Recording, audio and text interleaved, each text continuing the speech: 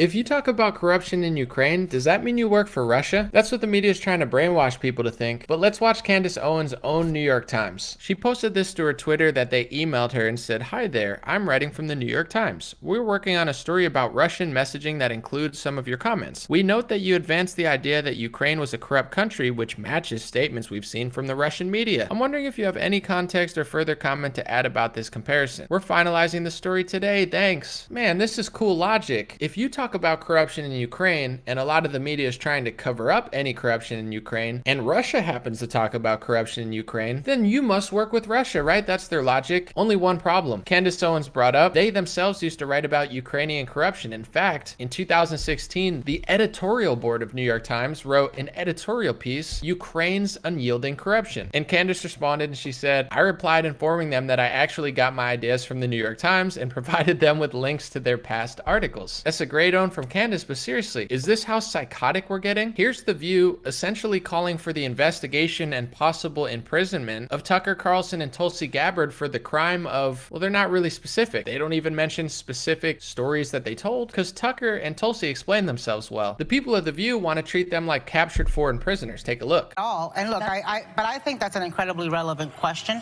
Yeah. And I think DOJ, in the same way that it is setting up a task force to investigate oligarchs, should look into people who are Russian propagandists and shilling for Putin. That's being, if you are a foreign asset to a dictator, it should be investigated. In fact, I remember when Tulsi Gabbard, and I even hate that we're discussing it because I think to myself, who is this woman?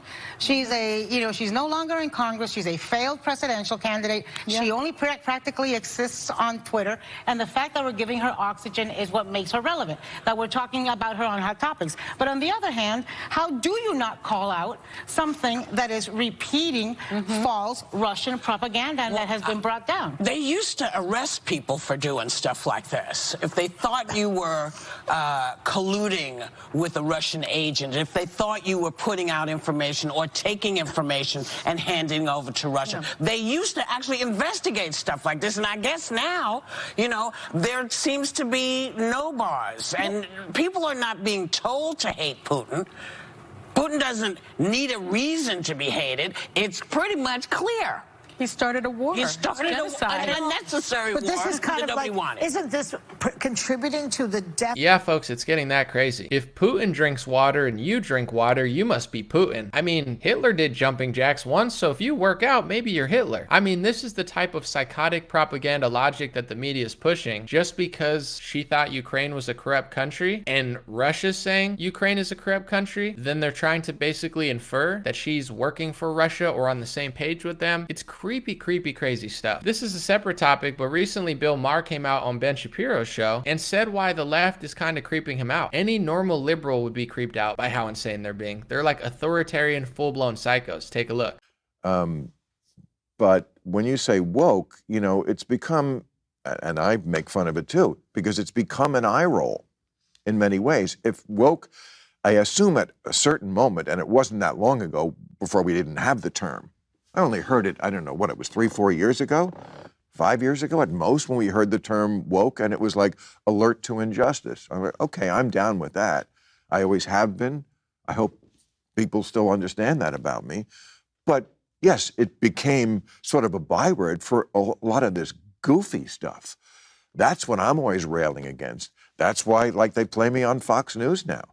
Yeah, I mean, how do you feel about that? Because you went from the guy who was... I feel... Look, I haven't changed at all. My politics hasn't changed. They've changed. People say to me sometimes, you know, have you changed? No. It's that 5 years ago, no one was talking about defunding the police. I never heard that phrase 5 years ago. That's not me changing. That's things changing.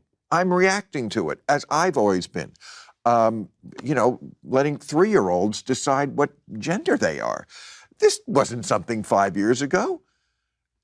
Free speech. And I don't know if you guys will remember, but Roseanne also talked about that on Jimmy Kimmel years ago. She said, I haven't changed. You guys moved so far, you lost everybody. Take a watch. Because I know you were a very liberal, socially liberal person in general. I mean, I'm still the same. You all moved. We did? You all went so far out, you lost everybody. I mean, seriously. You're probably right, by the way. A lot of of your audience. As an American, it's not my fault that the American press has literally lost their minds. I mean, they lied for years, covered up stuff for years. Everybody knows now, miraculously, the Hunter Biden story's in the press. Do you think that's just a spontaneous coincidence? Like, oh, we just happened to not really want to report about it for a couple years, but now we will. Yeah, because Biden already won the election. And I'm sure they knew if this story broke, it would affect his chances of winning. And like they always accuse others, they are the ones that want to manipulate the election the hardest. They're always projecting onto others what they're doing. They want to act like it's Russian propaganda to suggest Ukraine is corrupt when the New York Times even admitted Ukraine was corrupt before they became full-blown psychos, just like they used to do investigative research into Big Pharma before turning into a Big Pharma puppet and saying it's a conspiracy theory anti-vaxxer to question Big Pharma. No, that's actually anti-science and anti-history, because the last 60 years is filled with missteps from Big Pharma, whether it be during World War II and Bayer, or whether it be recent history like Pfizer's criminal fines, or even Johnson & Johnson's recent opioid. You're anti-science, you're anti-reality, you're anti-history, and they're trying to be authoritarian, just like their friend Zelensky in Ukraine. He's banning 11 political parties, he's consolidating the media into one state media, reports are saying, even though he's been caught lying about Snake Island and other things, getting called out by Israel for exaggerating. But no, now I don't even know if it's going to be possible to call him out, and I think they want that same type of authoritarianism and communism in America, and they're using things like COVID and Russia. I'm not saying they're not real crises and you can't support Ukraine or you can't shelter in place if you want to, but they're using these as excuses to turn our country into 1984 Orwellian Black Mirror world. That's what's happening. And it's not just liberals, although they're the worst perpetrators. Phonies like Dan Crenshaw suggest that only one side of this war has propaganda. Meanwhile, he himself has shared Ukrainian propaganda, which is 100% provably fake at this point, and he refuses to correct himself. Do you think he's stupid? Do you think he's just ignorant? He has a big ego? He's a liar? Like, I don't know what the psychology behind lying this bad is. That would be like me saying, I'm a registered Republican. Republicans don't ever push propaganda. It's only Democrats. I think Democrats are worse. I have no problem with Dan Crenshaw saying that Russia's worse than Ukraine. That's a totally normal statement to make. I support Ukraine. I don't support Russia. They spread more propaganda. That makes sense. Not only one side is sharing propaganda. That's BS. That is such dishonest fakery. But this is what people are trying to do. They're trying to brainwash people just like they did the last 2 years into being full-blown authoritarian robots, begging for their own demise, begging for the end of free speech. And I'm sorry, the American press is wildly corrupt. Big Pharma is wildly corrupt. Russia is wildly corrupt, and Ukraine is wildly corrupt. I don't have to like Zelensky, just like I don't have to post a black square in my profile picture for a week when everybody does it. I'm not a follower. I don't go in line for synthetic mRNA injections when people try to banish me from society. It creeps me out. And these are the people that I don't think use their brains very much. So it's going to take more than lying about me, libeling me, and defaming me with false accusations that are 100% provably fake. I have nothing to do with that country. It's going to take more than that to bully me, because I know that's what they try to do to me, Tulsi Gabbard, Tucker Carlson, and Candace Owens. You don't have to agree with them. I'm sure they all make mistakes. I'm just saying, explain yourself and explain what you're talking about. Don't just say it's one-sided propaganda. Only one side could be dishonest. Oh my goodness, you're saying this country might be corrupt and there's some sort of corruption in Ukraine? What are you, a Russian Putin puppet? It's like, shut up. You guys are so fake, so dishonest, and I pray that people are seeing through this, because it's going to take an internal awakening in America and every country in order to solve this crisis. Just pointing the finger at one country's leader is not going to do it, especially when we have Nancy Pelosi and geriatric Biden running the show. We have a lot of building to do, and it's not foreign propaganda to say that our country right now is in a societal collapse. Thanks for watching and thanks for listening. My first private podcast is on patreon.com/raretalk. I did a podcast about a few topics I haven't touched yet with my friend. It's super funny and super loose. If you wanted extra content, if you're saying, oh man, I like Anomaly, but I wish he had more stuff to watch, patreon.com/raretalk. I'm going to do a podcast every month, maybe eventually bi-weekly or weekly, but that's what it is. Sign up on patreon.com/raretalk, become a patron there. I appreciate all the support. Thank you so much. Also, Dream Rare Podcast by Anomaly. Most of my podcasts are completely free on Spotify, Apple Music, iTunes, etc. So make sure you take a look at the podcast app, Dream Rare Podcast. I have a couple interviews and a couple live streams that are free on there, Dream Rare Podcast. And also GodBlessHats.com. We got the best made in the USA hats. These are my new Dream Rare hats. They're dark green. Check it out. I hope you guys get one at GodBlessHats.com, DreamRare.com, Dream Rare Podcast. And once again, if you'd love to support and keep this show running, patreon.com/raretalk. God bless you guys. Thank you for all the super chats on YouTube. Thank you for all the Facebook subscribers. Have a beautiful week, and I'll be back with more videos soon.